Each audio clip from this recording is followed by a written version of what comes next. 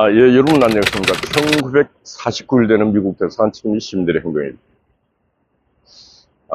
어제 서울구치소 윤석열 대통령을 체포하겠다고 출발했던 김건희 특검 팀 조사관들이 서울구치소에서 하여튼 해서는 안 될 극단적 야만적 행동들을 했습니다.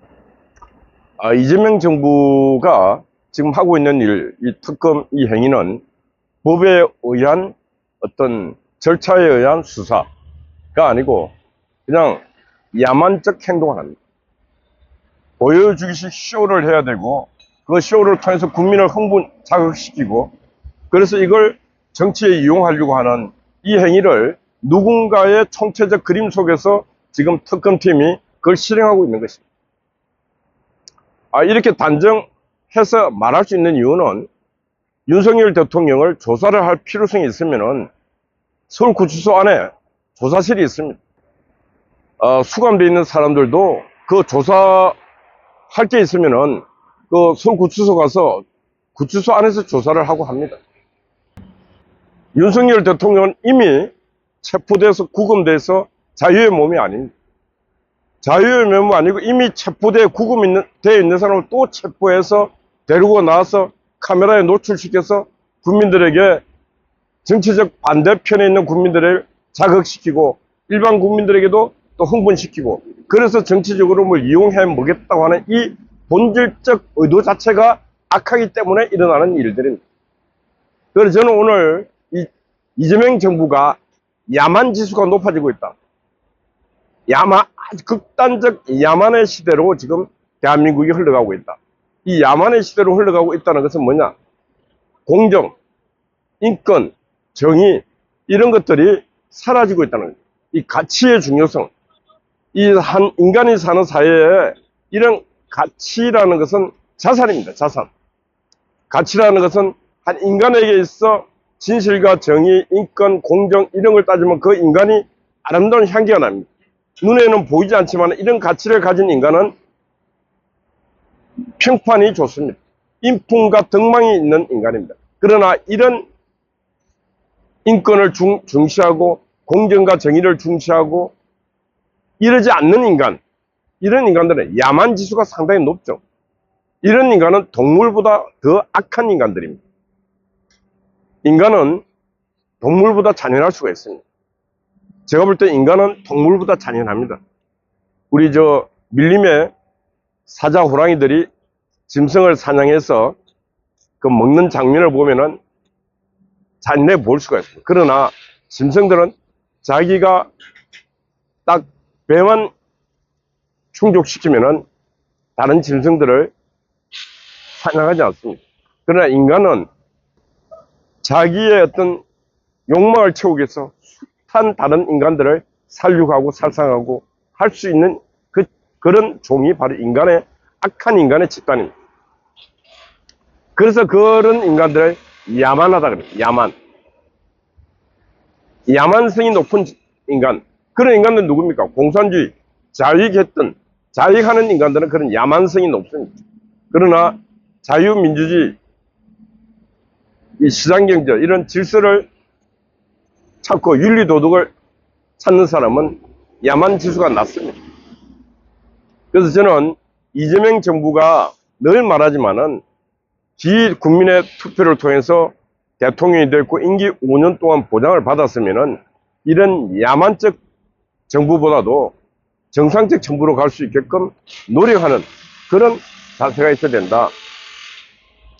그래서 특검이 저런 일을 하더라도 행정부에서 법과 원칙, 질서를 따져서 질서에 준해서 하시라. 그래서 자신들이 이미 윤석열 대통령은 정치적인 패배자입니다. 정치적 패배자. 정치적 패배자에게는 이미 정해진 처벌 범위가 이미 놓여 있습니다. 내란죄 덮어 씌워갖고 내란범으로 처벌하면은 거의 무기형 정도 받을 수 있을 정도의 사항입니다. 윤석열 대통령이 어떤 항변하는 게 받아들일 수 있는 게 없어요. 제가 봐도 별로 없어요. 내란 계엄을 왜 그렇게 했는지 같은 보수의 국민들도 계엄을 했던 이후의 정당성을 디테일하게 알 수 없습니다. 대통령이 왜 12월 3일 날 계엄을 했는지, 왜 날짜가 12월 3일이었는지, 그리고 계엄을 했으면은 그 계엄 군대가 어떻게 체계적으로 조직적으로 움직이게끔 준비를 했는지, 그런 것들을 지금도 우리는 알 수 없어요. 그러다 보니까 다른 반대편 정치적 세력에서 지금 윤석열 대통령은 구금이 되어 있고 대통령직에서 쫓겨났고 했던 모든 것들이 바로 정치 전쟁에서 패배했기 때문에 지금 감옥에 있는 것이고, 그리고 재판을 받고 있는 것입니다. 뭐 정치 전쟁은 잔인한 것입니다. 정치 전쟁은 예로부터 목숨이 왔다 갔다 하는 전쟁이 정치 전쟁입니다. 근데 그런 정치 전쟁을 감행하면서 목숨을 내걸 정도의 뭔가 치밀한 준비를 하지 못한 그 결과가 지금 윤석열 대통령이 당하고 있는 저런 비참합니다.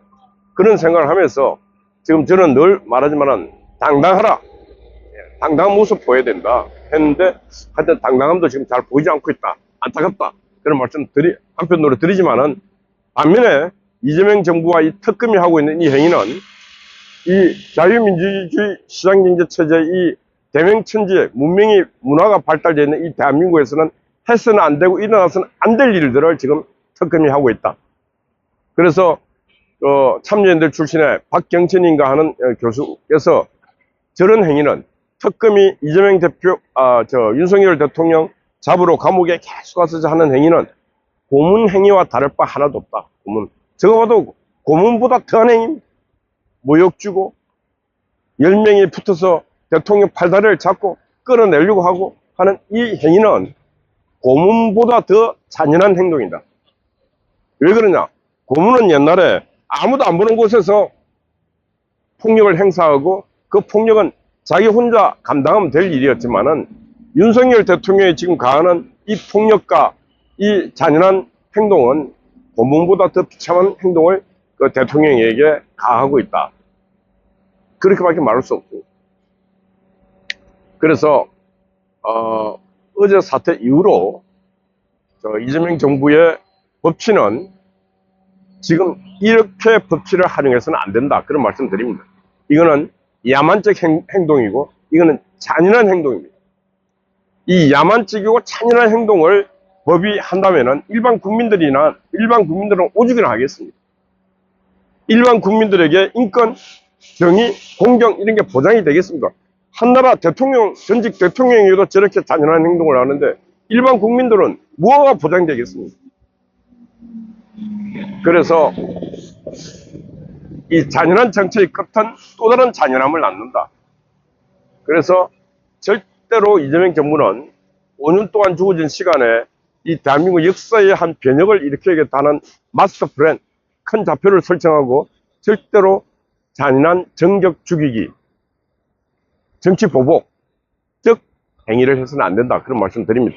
오늘 아마 그 법무부 사면 심사에 조국 전 법무부 장관 사면 하겠다 이렇게 하는데, 한쪽에서는 사면하라, 한쪽에서는 절대로 해서는 안 된다. 예, 사면해서는 안 됩니다. 안 될 이유가 여러 가지 사면 조건이 안 맞지 않습니까? 현기의 3분의 1, 절반도 안 채웠습니다. 그리고 조국이가 어떤 정당한 행위를 하다 감옥 갔습니까? 우리 대한민국의 아들, 딸들, 학교의 학생들을 배신하고 학부모를 배신하고 자기 딸만 위해서 권력을 이용한 편법을 이용했던 그런 자를 처벌하지 않으면 누가 처벌받겠습니까? 그래서 이재명 대통령은 결단 내려야 됩니다. 조국이라는 저 인물이 절대로 형기의 3분의 2 정도 채우고 그때 사면 복권을 해줘도 늦지 않다. 지금 조국이 나오면은 아마 정치 질서가 엄청나게 붕괴될 수 있다.